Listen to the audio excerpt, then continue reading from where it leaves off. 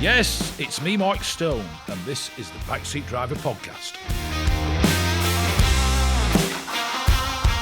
This episode is brought to you by Alex Jacques, home of the 116 Trophy and 120 Coupe Cup. Audi Tyres, find the best tyres for your vehicle, supplying all the top brands to keep you covered in every season and every condition. Tarox Brakes, the art of slowing down, precision engineered in Italy for ultimate performance, and Specialised Automotive Services, specialists in high quality automotive maintenance and classic car restoration. You can find the details of all our proud sponsors for this episode in the show notes. I'd like to introduce to the backseat driver a gentleman who probably suffers from what I suffer from. It's not so much they recognise you, but as soon as you speak, they know the voice. So I would like to introduce a very well-known voice, and though some of you will recognise him, the one, the only, Alex Jacques. And I shall quickly read out his brief CV from the back of his new book, Grid to Glory, 75 Milestones from Formula One Moments. Alex Jacques is an award-winning sports commentator and broadcaster. He is the Formula One League commentator across both F1 TV and Channel 4, as well as the preeminent voice across F1 digital contents. He appears on smash hits Netflix series Drive to Survive and continues to enthrall by this most popular of sports. So Alex Jacques, the well-known voice, welcome to the Backseat Driver. Thank you very much for having me. Yeah, great intro, even if I probably did write it myself. Now, before we get on to the book, how did you get into commentating? I mean, I know how I got into it by having done TV years ago and then by doing radio. I mean, how most commentators seem to commentate at times purely by chance. It is by chance for a lot of my colleagues and a general interest, but I've got to tell you, I wanted to do this since I was 10 years old. Yeah. And so this was always the thing that I held in my head that I would like to do. As soon as I discovered Formula One, completely by chance, flicking through the channels, I don't know anyone who worked in the sport, but as soon as I knew I couldn't drive quickly, it's what I wanted to do. And my dreams faded at a go-kart track, local go-kart track in Ipswich, and I was like, right, so I'm not going to do it on the stopwatch and the racetrack, so can I talk about the sport that I love? And I started with local radio, hospital radio, then local radio, BBC Radio Suffolk. Had a sports editor there who gave me a load of chances and lent me a load of equipment.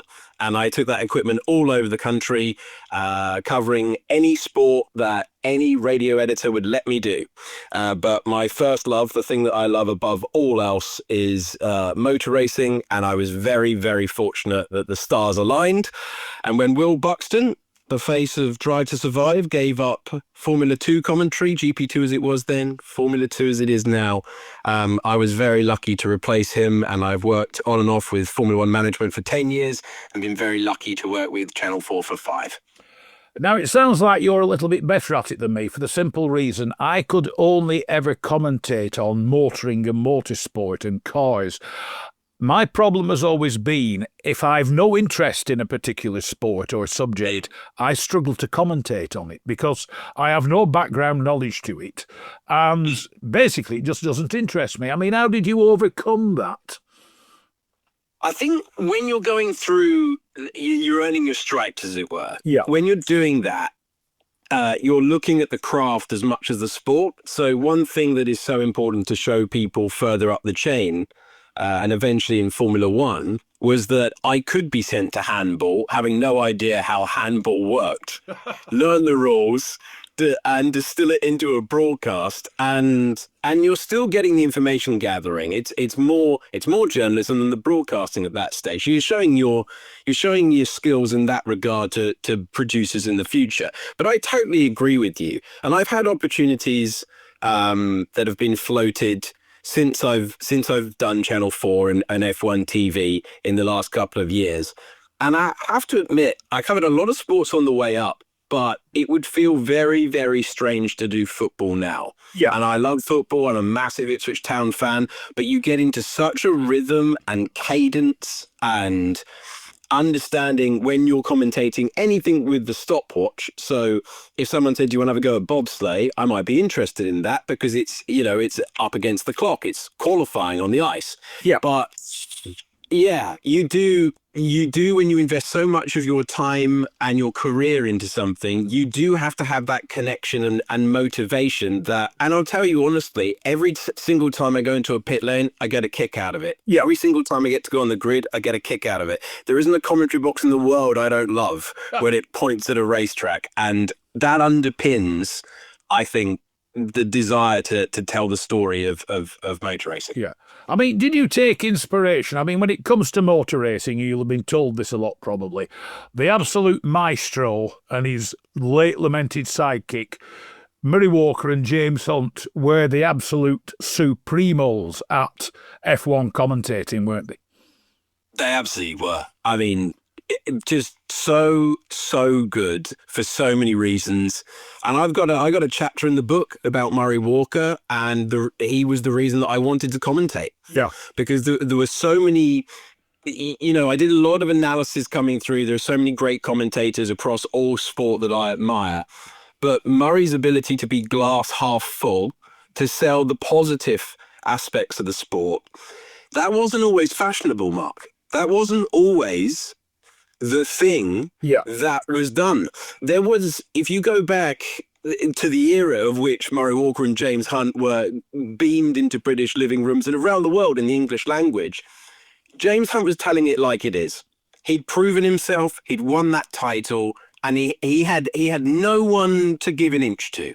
Murray was trying to tell you that this was the most important thing because to him it was. He absolutely adored it. And there's no faking that. There's no faking that relationship. You were getting two opposing stances that were both totally authentic.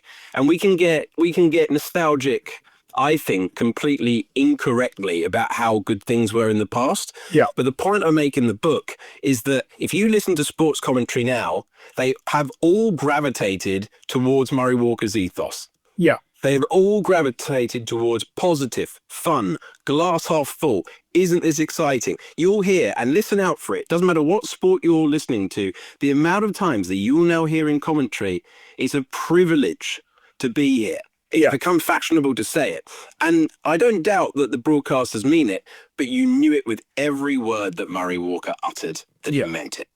I think the other thing about it was, and I don't know whether you work alongside any of them, the beauty of James Hunt was, as you just said, he was an F1 driver who in many ways came up the hard way, but slightly an unusual hard way. But he'd won. He was an ex-F1 driver. I mean, don't take this wrong. A lot of commentators these days commentate on a sport that they've never competed in. Yeah. Do you work alongside, or which drivers do you work alongside that can, shall we say, take over quickly if you need them to, or you can draw advice from them? Or, I mean, that's one of the problems a lot of commentators now. Not being funny, some of the secondary commentators in F1, you know for a fact have never even sat in one. And I can't take them seriously. How do you get round that? Well, I got very lucky with all of my co-commentators the last decade because I'm standing next to people who've been there and done it. And I have a very, very steadfast rule that unless it's unsafe or I believe unfairly refereed by the race director, I will always defer to the racing driver's opinion. And I work alongside David Coulthard, who's been there, done it, 13-time Grand Prix winner.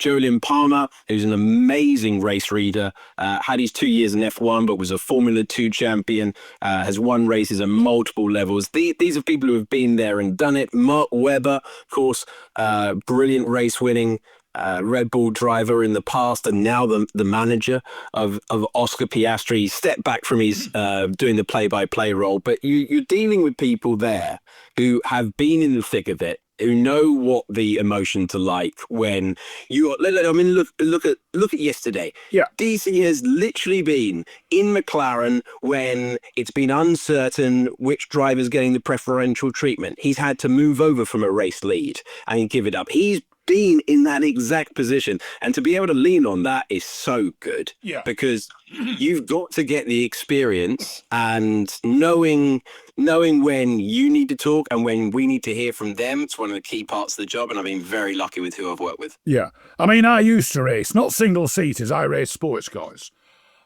Back in the 80s, before you ask, probably well before you appeared on the scene. Yes. Excuse me. I was a number 2 driver. I always said I was never good enough to be a number 1 driver. And it was those days we didn't have pit-to-car radio. You got pit boards and you'd got somebody waving them about frantically. And the only time I was allowed to charge was if my teammate, my number 1 driver, was having problems or he dropped out or whatever. Then I was told, right, go, it's your turn. I mean, it does seem very strange to the public or those who don't understand racing as to why one driver is given preferential treatment. I must confess at the moment, McLaren, it does seem very strange that the championship leader is being told to back off to let the other driver do better, for want of a better strategy. I mean, what is the perceived strategy of this, if you don't mind me asking? Yeah, I think it's interesting, isn't it, with McLaren, because Andrea Stella, who's the team principal there, you've got Zach Brown, who's the CEO. He's overseeing their renewal to the front, won the championship yesterday in Singapore.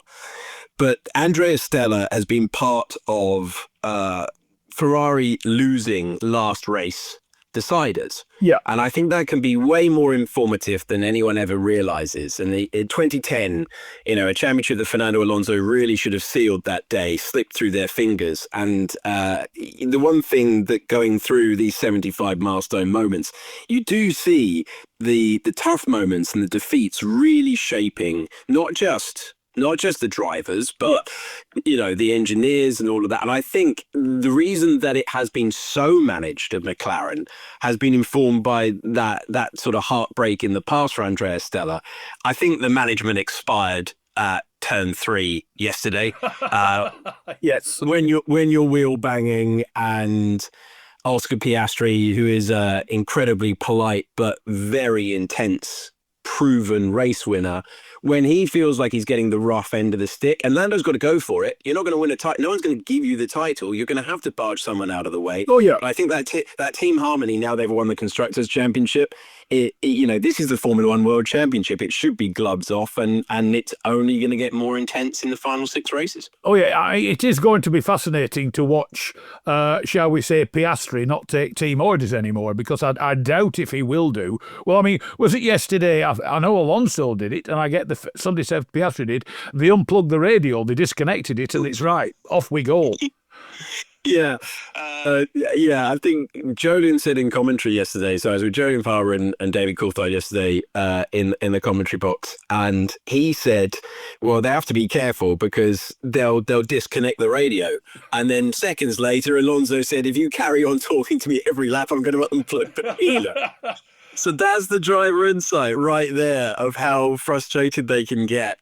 It's an interesting dynamic, isn't it? Race engineer and driver giving the information at the right time, cajoling them into doing something they don't want to do. That is a fascinating dynamic, but I think McLaren are going to struggle to get the same sort of compliance out of Piastri as they have done for the last 3 years. I mean, the other interesting thing is when they've started to say, we'll fine the drivers if they swear down the radio. I've often said, fortunately, I dare say, in my days, we didn't have pit-to-car radios. But I think every driver swears with enthusiasm, because I've said to people, until you're actually out there doing it, I said, it is a very intense thing. I mean, my races, the shortest races I drove were an hour, up to 6 hours.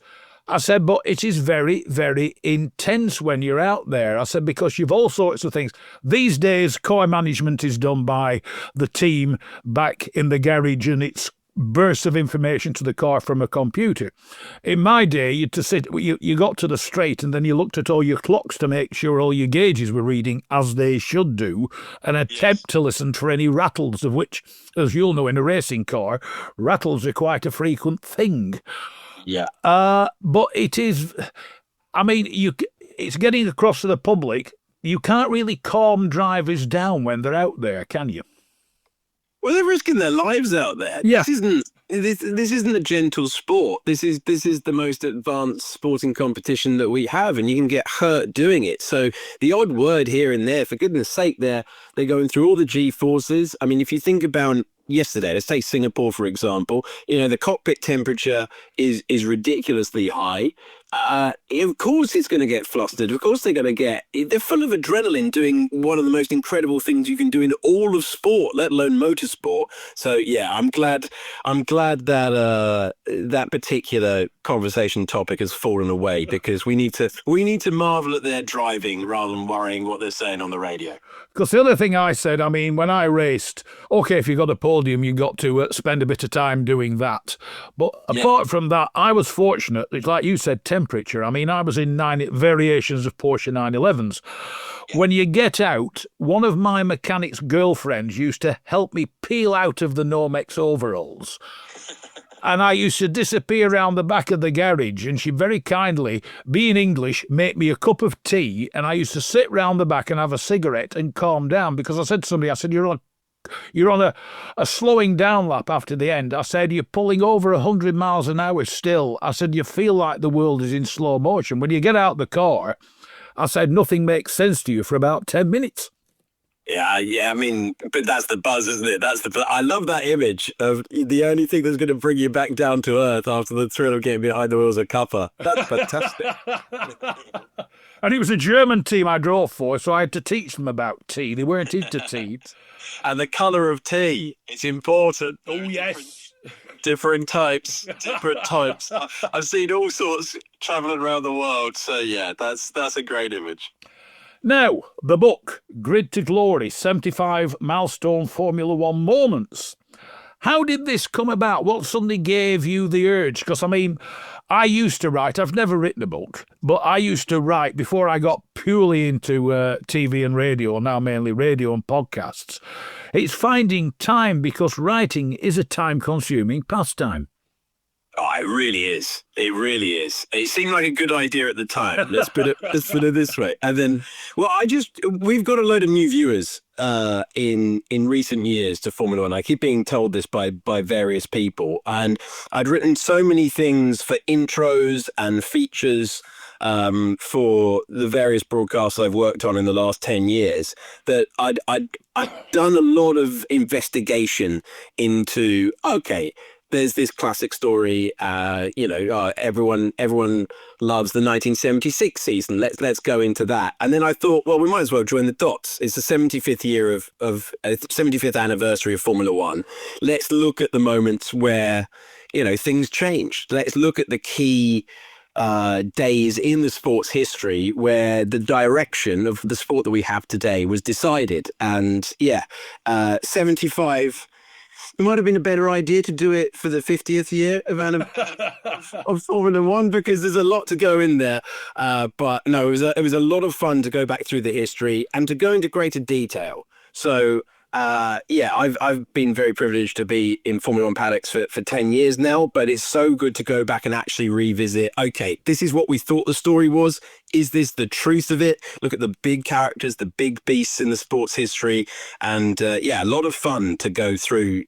Just so many amazing stories. I mean, it's like a couple of things in the early chapters. Bernie Eccleston worked for the gas board. Jack Brabham should have been a truck driver. I mean, it's amazing. Where did you find all this out? Did you use any researchers? Is this all your own work? No, this is all going through.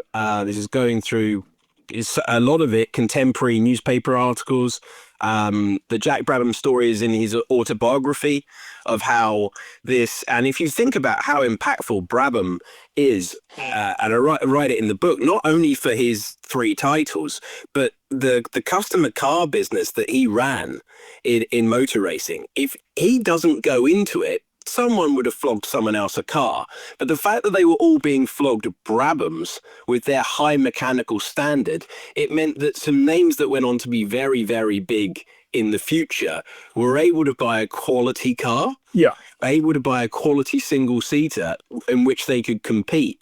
And the ripple effect from him not becoming a truck driver, which is what a sentence to say, this 3-time world champion. We're going to be, if Oscar Piastri wins the title, I'm going to be referring to Jack Brabham in the final race of the season to this audience, and that's half the appeal. Yeah. Tell the backstory of the people that we might be referring to on the broadcast. So if you're one of the newer fans, if you're one of the older fans, you've been watching from the start, of course you know this backstory. But we have so many people who joined the sport in the last 5 years or so. The idea was just condense it into something you can dip in and out. But yeah, it's amazing. A real sliding door moment for him, his family, and all of Formula One, because he nearly gave it all up. Yeah. Now, as the title of the book infers, 75 milestones, you have 75 chapters. I would say the longest one, up to press, I haven't quite finished reading the book, but the longest one is about 5 pages. Yeah. So, I mean, they are all, it's one of those books you can pick up. You don't need to read it in order, although I'm old-fashioned. I start at the front and go to the back. I don't cherry-pick bits and pieces. Yeah. But the one thing I found these days, it's a fascinating book and full of all sorts of facts. I mean, I'll just digress a moment. The little thing is, I have sat in about 5 F1 cars. It's also taken 2 large men to get me back out of the damn things because I'm too big for them. But I hadn't realised it was Adrian Newey who came up with the design for aerodynamic purposes to reposition the driver in the car. And most people don't realise that the modern F1 car, the driver is more or less reclined and that their feet are level with their chest. I mean, it's a very, very strange seating position in a modern F1 car compared to days of old. But yeah, it is. He was chasing the best aerodynamics, and that meant repositioning the driver. Yeah. I would have loved to have heard that conversation the first 2 times the Leighton House drivers saw what he'd done to the car, because I imagine he got quite a bit of verbals. Yeah. But, but when they saw how much it improved it, I mean, that's like, as you know, you give any driver something that's different, you're going to get a complaint. Yes. You go out and it works, you're going to get a pat on the back. Yeah. So, great that he changed that. And of course, in the great tradition of motor racing, one person does it, they all copy if it gives you lap time. So, yeah, that's one of Newey's many impacts on Formula One. Yeah, it's like you said, it's like the Brabham Fam car, it's like the 6-wheeled Tyrrell. I mean, if they truly had... Well, I mean, the 6-wheeled Tyrrell did work. It was just at times an infeasible thing because of the special little tyres that they had to have. But if these things had worked and worked well and continue, all F1 cars would have been 6-wheelers. So, I mean, and the thing is now, to implement a new idea or a new design in F1 costs millions of pounds. Do you foresee some of these designs evolving, or I know they change the regs and the rules, etc., every so often. But, I mean, do you get a heads up on what's changing, and how do you go around looking at it and explaining it to people, and what's the embargo on it? Yeah, it's interesting that sometimes you'll hear. I mean, teams will always tell you that the team 2 garages down are cheating and doing this and that. So you keep that under your hat. And yeah, I've heard that a lot across the last 10 years. I think the one thing that I'd say, so obviously next year we're getting a completely new set of regulations, and we're going to have movable aerodynamics. But the one thing I really enjoyed when you got to the 70s is that because you had so much parity with the engine, you were getting completely outlandish attempts to steal a march. And I love the idea that you just rock up to a race and then suddenly there's a 6-wheeler. You rock up to a race and then suddenly there's a whopping great fan out the back. It's just fantastic romantic ideas of the innovation is so good in that era because they're trying to find something to steal a march, and yeah, it's a great period of, obviously nowhere near as safe as it is now, which is the downside. The upside being that just revolution every race rather than the incremental gains that you get now. The nice thing for 2026 is that we've got something completely different again. Formula One always finds a way to reinvent itself. But yeah, the idea that we turn up, can you imagine turning up with the championship in the balance and suddenly Red Bull have a giant fan on the back of the car? In this era of the consternation. So yeah, that's I really enjoyed retelling those stories. I mean, I think given the regulations, even the new ones, and the rules within it all, I don't think, I mean, I might be wrong, you may think differently, that some of these incredible innovations will appear again because the rules are meant to more or less keep everybody in line. Yeah, well, we went back to the ground effect era, didn't we? Yeah. We had that in the 80s, and then they brought it back in 2022 to try and encourage overtaking. Amazingly, and this is what I found extraordinary going back through, in that everyone was talking about porpoising. You go back and look at any account, the term was coined by Mario Andretti, champion in 1978, and he called it porpoising. And yet, all of the designers, apart from Newey, didn't manage to dial that out. And you think of all the wind tunnel time, all the computer fluid dynamics that they have now that they can use, and yet remembering the previous era was defining on Red Bull dominating the start of the new one. So as you say, all these ideas get repeated, and knowledge of the first time they were introduced, as we saw with Adrian Newey's designs in the new ground effect era, can be very useful indeed. Now, the one thing I noticed with this book, I'm getting on in my years. I'll be quite honest, I'm nearly 65. A lot of the drivers you talk about, I remember. Quite a few of the drivers, especially René Arnoux, I know. But a lot of young fans, I mean, that's the great thing about this book. If you can get it in their hands, it will educate them. How do you find the modern young fan reacts to talking about the old drivers? To a degree, most of them won't know who they are. And it's half the reason that I wrote it, because the one thing I remember as a kid when I discovered Formula One is that I loved hearing a reference and looking it up. I loved, what's that they're referring to? I consumed any book I could get my hands on about Formula One. And the idea was that we're always going to be referring to these great names of the past. Yeah. And, you're always going to mention René Arnoux when you're talking about great overtaking battles. Can you just give, and you said they're short chapters. It's not a deep dive. It's meant to dip in and out. I think there's a massive interest there. The great thing about motor racing is that there's a hunger to have more knowledge all the time. And it doesn't matter how you get that. It doesn't matter where you find it, whether you find it on Reddit, whether you find it on social media, whether you find it in a book. But the Formula One audience I have found are always hungry for more information. And look, everyone has respect for great drivers, whether they be the drivers of old or the drivers of today. And that's why I wanted to tell a few of the stories.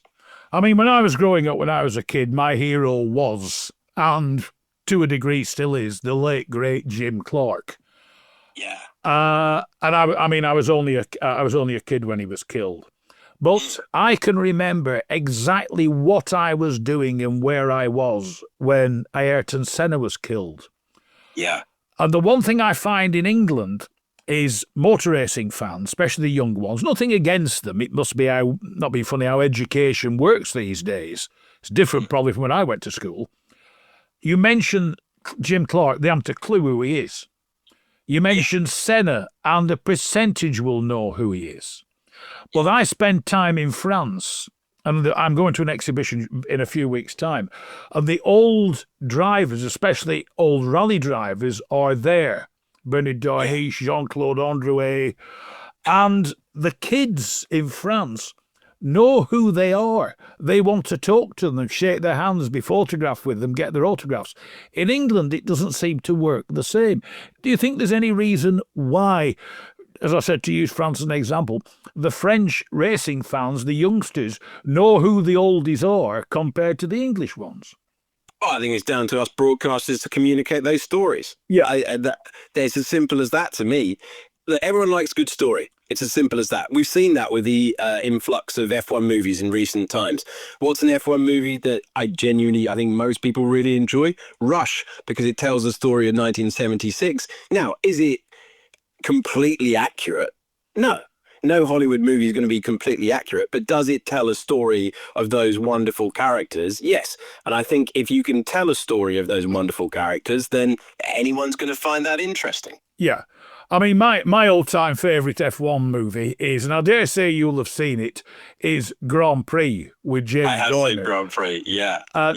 Apart from the innovative camera work by Frankenheimer, who completely redefined how you film motor racing, and that style carried on into various other films, I will say that is still one of the most accurate films you will ever see.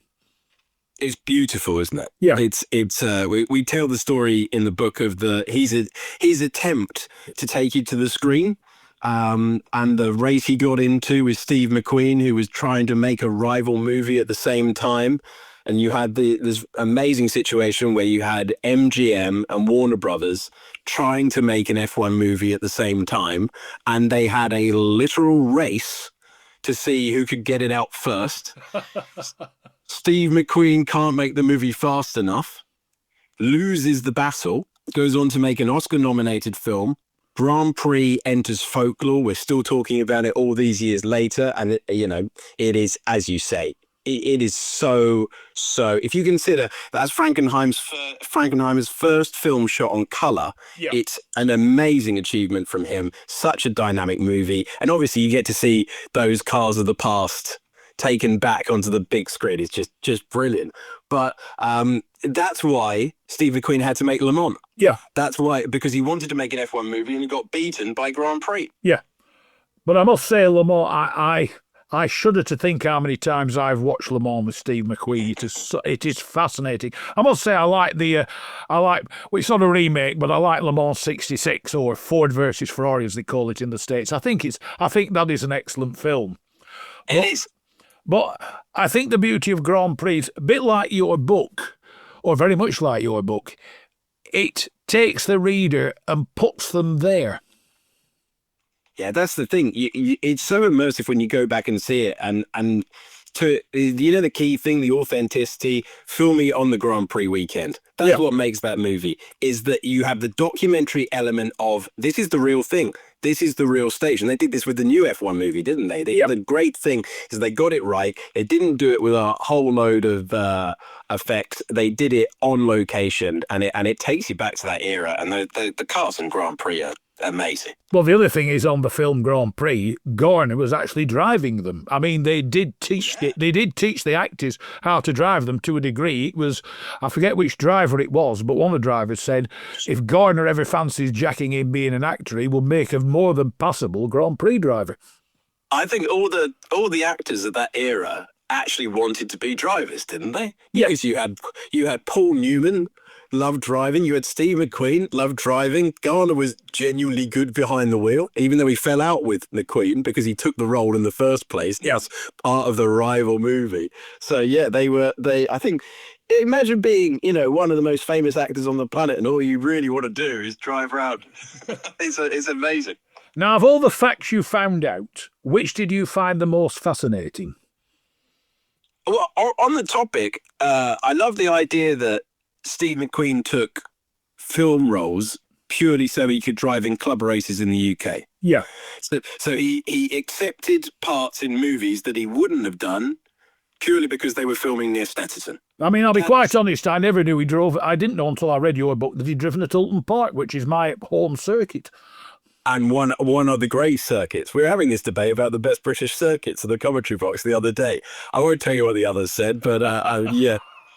We might get him into trouble. But Alton Park is special. Alton Park is a special circuit. And we're blessed in this country, aren't we? We have some of the great racetracks anywhere on earth. No, I think the Jack Brabham nearly becoming a truck driver one is incredible. I love the fact that Ron Dennis decided he was going to be a manager and no longer a mechanic and an engineer because he crashed through his windscreen I think that was extraordinary. He was like, right, I've got to stay. He was forced to stay in bed for an extended period of time. And he's like, I've got to stop working 18 hours of the day. I've got to be a manager. And he went on to be one of the great team principals of all time. Now, since you travel more or less to all of them, Yeah. which is your favourite circuit? I mean, I know by far for me, the ultimate circuit is Monza. But which is it for you? As a venue, Monza is my favourite week of the year. I find it, as funnily enough, having written a book about the history of Formula One, I love the history of Formula One. And to go to a place where there's a century of it and you can go on the banking, you know, you commentate from an Art Deco grandstand that has been there since the 40s. It's special. It's special. And when Ferrari win in Monza, it's one of the great sights in all of sport. Because you know, some racetracks you hear the cheers. In Monza, you feel the ground shake, and it's, you know, you get that with a little bit of South American football sometimes, but it is very, very rare to have that partisan groundswell of emotion that you get when they win. I love Suzuka as a circuit, and it's a very different atmosphere entirely. But Monza, it's a theatre, it's a sporting theatre, and I love it. I mean, the one thing you'll probably disagree with me about, I find Silverstone the most soulless place going. And you can stand on an empty grid when the circuit isn't active. You can stand on the grid and you just stood on a piece of tarmac. You can do the exact same at Monza and you can feel the place. It is still busy and active when there's not a living soul there. It is strange, isn't it? I did this. The first thing I did this year is I was filming a piece underneath the podium, which obviously stretches out over the race. Just butting in, I went to see the general manager of Monza to interview him quite a few years ago, and he just built the new podium that extended out over the pit lane. And he said, come on. He said, we'll grab a cup of coffee. He said, you can be one of the first. And I have stood on the top step of the Monza podium with a cup of coffee. There was nobody else there. The circuit wasn't active. And I can claim to be one of the first to stand on the top step of the new podium. Nobody knows. I think somebody took a picture and that's about it. That's so good, though, because it is the best one of the year. And there is just something about that place where you can feel it. It sounds ludicrously over the top, and there'll be people listening who are going, nah, come on, guys, what are you talking about? There's something in the air of that place. Austin is a wonderful circuit. Suzuka is sensational as a layout, but in terms of atmosphere, nothing beats Monza. Now, I've been on a few occasions. I try to keep my wallet in my pocket because I've never have enough in it to buy anything. Though it has incredible history, for me, Monaco is now becoming, it should be the venue of that fantastic historic series that they have. But in my opinion, Monaco is now past its sell-by date in respect of modern F1 cars. Yeah, I've had this a lot in recent years. Qualifying still something else, isn't it? Yeah. Qualifying that is still, when you speak to the drivers, that still moves them in a way that few other venues can. Yeah. The race is obviously, the cars are long, the cars are wide, they're getting slightly shorter next year, getting slightly thinner next year, which can help. But it's a 2-mile circuit. It's a 2-mile circuit with ill-defined overtaking opportunities. I love the history of it, and we're very lucky in that we get to see it trackside, and it is bewildering. The first time you see a Formula One car go through the swimming pool section, it's like you've watched science fiction. It's like you've watched something that cannot be true, but it's an amazing spectacle. I think the one thing that I'm really pleased has happened in recent times is that it is filmed by Formula One's own management team. So I think in recent, being able to get the helicopter up to give a different idea of just quite how claustrophobic a space they're racing around, some different angles. But yeah, it's really exciting when you get a wet Monaco, because then the speed gets scrubbed off and the drivers are doing way more through the corners. We've seen that in recent times. Yeah. And Charles Leclerc winning his home race was a special moment because obviously the journey and some of the heartbreak he'd been through. But yeah, it's one where the epic running qualifying decides an awful lot. Yeah. But no, I mean, that's the one thing. I mean, it was Eddie Jordan, I think, who said it. And you look at the pictures of an old F1 car compared to a modern F1 car, and I think Eddie described them as barges. And at times, regrettably, they are the modern F1 cars. Yeah, well, they've got bigger, haven't they? Because of the safety elements and the increased power unit. The cars that Eddie was running at the very front of the field in Formula One, much lighter and nimble over the bumps in a different way. And yeah, I was lucky enough to work with him at one of the British Grand Prix. So yeah, treasure that weekend a lot. And I mean, on the subject of the cars, I mean, it's this endless track limits. But you look at the modern car, at times for them to take the correct lines around corners means they will run wide all the time. The cars are just big.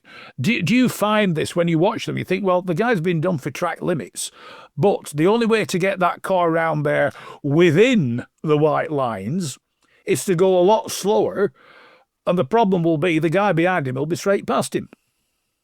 I think get a gravel trap out there and we can start talking about the driving and not track limits, which is always my favourite option. I want to talk about the drivers doing brilliant things behind the wheel. I don't want to be seeing super slow-mo replays of a car 1 centimetre off. And as we've seen with tracks like Monza in recent weeks, when you have a gravel trap on the outside, they find a way by. But I think it's got better in recent years in that it's been uniformly applied. I think where it got into a real mess is when you'd start the weekend where you could go wide at some corners and then they would change it halfway through and then they would change it again. You can't move the goalpost with it. Like, you know, I think it's in a better place than it was than a couple of years ago.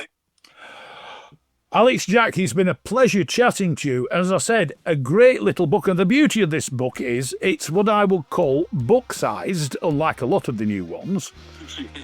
And at £20, it's affordable, even for enthusiasts who are a little bit cash-strapped.